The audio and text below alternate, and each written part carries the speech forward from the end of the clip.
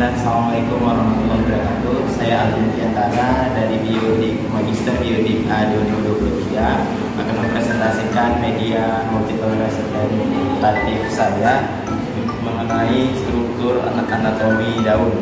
Nah, adapun latar belakang masalah kenapa saya menggunakan media untuk materi ini karena adanya miskonsepsi berkaitan mengenai abstraksi materi dari jaringan tubuhan.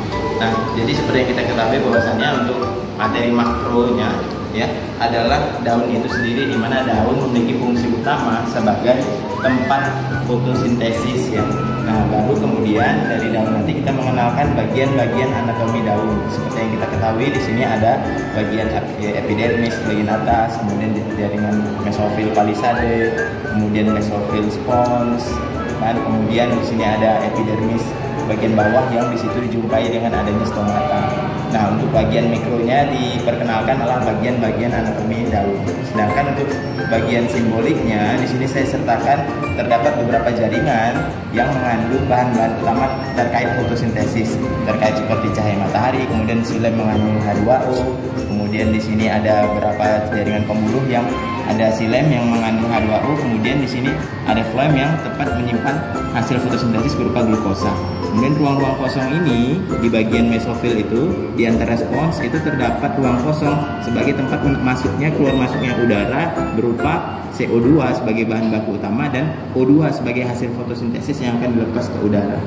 Nah, jadi untuk materi miskonsepsi sering terjadi berkaitan mengenai masuknya CO2 dan O2, kemudian bagian-bagiannya bahwasannya terjadinya fotosintesis itu terjadi di bagian palisade dan bagian spons, walaupun mayoritas terjadi di bagian palisade.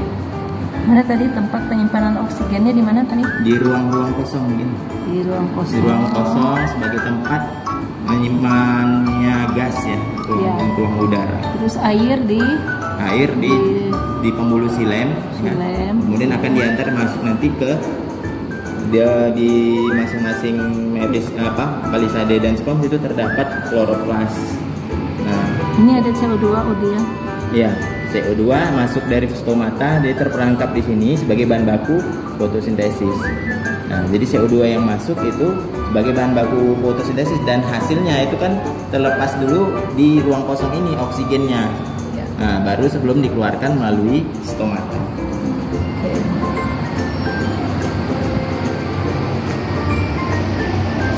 Bagus.